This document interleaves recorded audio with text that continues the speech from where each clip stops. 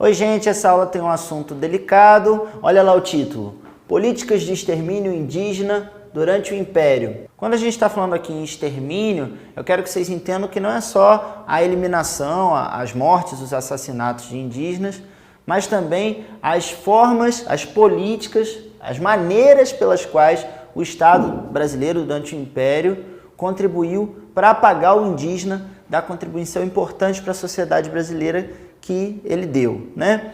A gente vai começar a falar disso a partir desses tópicos aqui.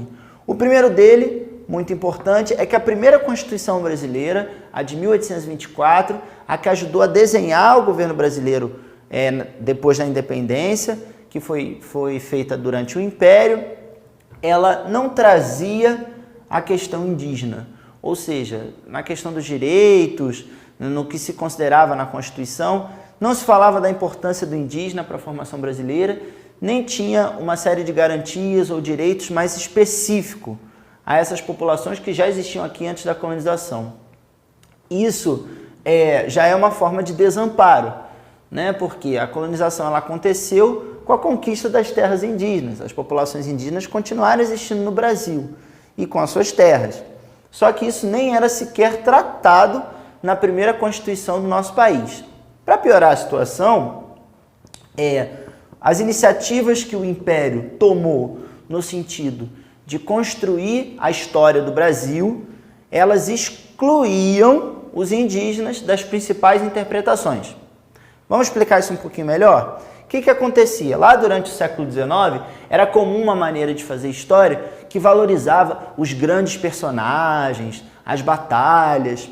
E nos livros de história do século XIX, os indígenas, eles em geral ocupavam o papel do derrotado, né? O papel daquele que foi conquistado, que foi submetido. E a visão de história principal, nesse sentido oficial, a predominante, a que o governo reafirmava, sempre colocava o indígena na condição de colonizado e não ressaltava sua contribuição para a formação brasileira, né? Quando a gente está falando de uma história oficial, é nesse sentido, que valoriza as ações do governo e, sobretudo, do próprio imperador. O governo do Dom Pedro II, por exemplo, criou o IHGB, o Instituto Histórico e Geográfico Brasileiro. Nos primeiros manuais do IHGB existe essa característica, onde o indígena é diminuído ou só colocado como o objeto da colonização, aquele que sofreu a colonização, sem nenhum tipo de valorização da própria cultura indígena, das histórias trazidas pela oralidade, de tudo isso que hoje a gente acredita que é muito importante de ser estudado. Outra coisa importante que a gente tem que destacar é o silenciamento diante da assimilação dos indígenas na cultura brasileira. Vamos entender o que é isso. Silenciamento é fazer silêncio, é não falar sobre, né? A principal maneira que o Estado brasileiro durante o Império fazia de tratar a questão indígena era por meio da assimilação. O que isso quer dizer? O indígena ele passa a fazer parte dessa civilização brasileira, vamos dizer assim, que é dominada pelo ponto de vista do colonizador. Então, esse silenciamento da cultura indígena, que a gente até comentou, né, que existia no próprio IHGB e nas outras ações oficiais do Império, ele é uma característica marcante da maneira que o Império Brasileiro tratou a questão indígena, sempre do ponto de vista da assimilação, ou seja, é o indígena que tem que entrar nessa civilização que o colonizador está construindo, que o homem que é mais próximo do europeu está construindo, e não, digamos assim, uma convivência que pudesse levar em conta essas duas tendências, tá certo?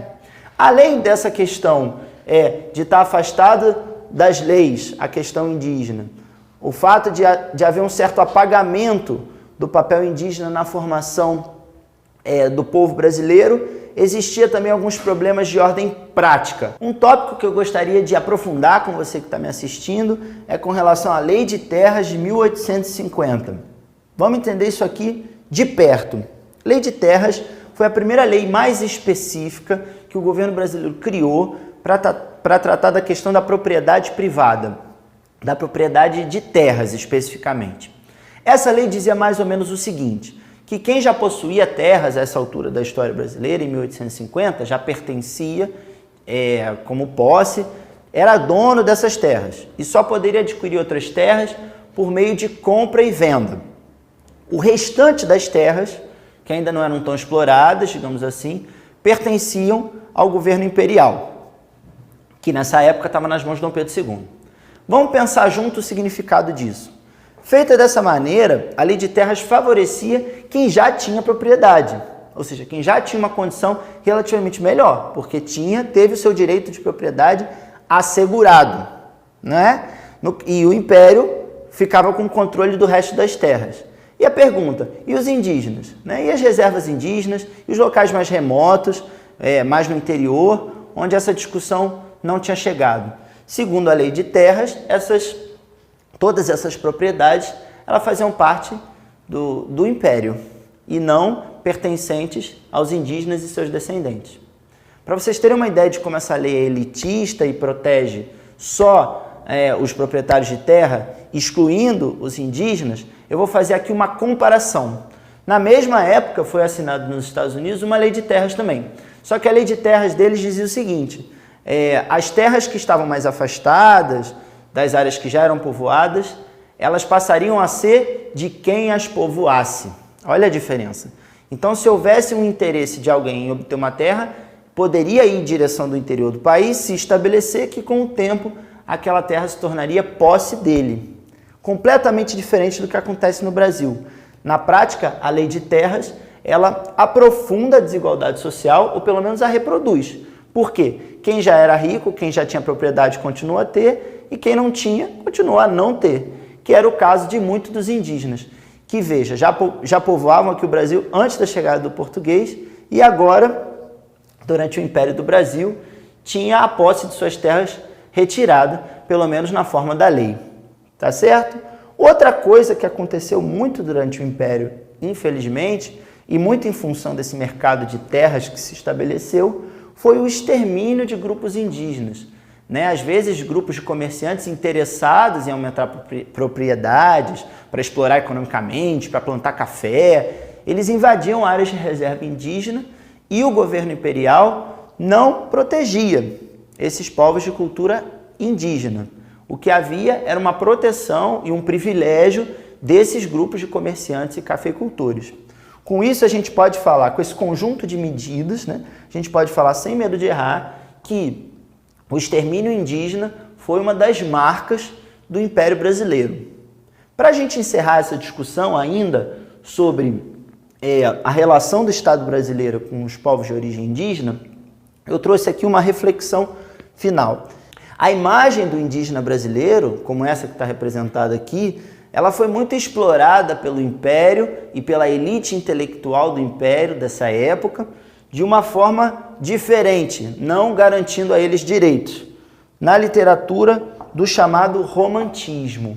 Romantismo era um estilo literário, um jeito de fazer literatura que estava em moda naquela época no mundo e também no Brasil, que tendia a valorizar o sentimento nacional. Né? No caso brasileiro, em várias obras do romantismo, tem uma valorização desse indígena como o brasileiro verdadeiro, o brasileiro original. Um exemplo é Iracema, do escritor brasileiro José de Alencar, que tratava como personagem principal de um romance uma indígena, né? Sempre visto de uma maneira muito positiva, como se fosse inocente, como se fosse a raiz verdadeira da cultura do Brasil. Só que veja, enquanto nas artes esse indígena foi retratado de uma maneira positiva, de uma maneira como o que era original no nosso país, por outro lado, na prática, de maneira completamente diferente e contraditória, o que acontecia eram as políticas de assimilação. Ou seja, o indígena ele era obrigado pela política imperial a fazer parte das regras do imperador e dessa elite que era, sobretudo, branca. Então existe aqui uma contradição muito forte, por isso que eu botei esse xizinho aqui, fazendo um versus, né? Se por um lado o romantismo valorizava a figura do indígena, a prática era bastante diferente. Para a gente encerrar, eu vou fazer um convite à reflexão. Mais para frente, durante a República, teve algumas iniciativas de proteção dos indígenas. Só que mesmo assim, muito desse extermínio continuou. Eu sugiro que você faça uma pesquisa e procure como é o tratamento da questão indígena hoje no Brasil. E discuta isso com pessoas que gostam de história que nem você. Tá bem? Até uma próxima!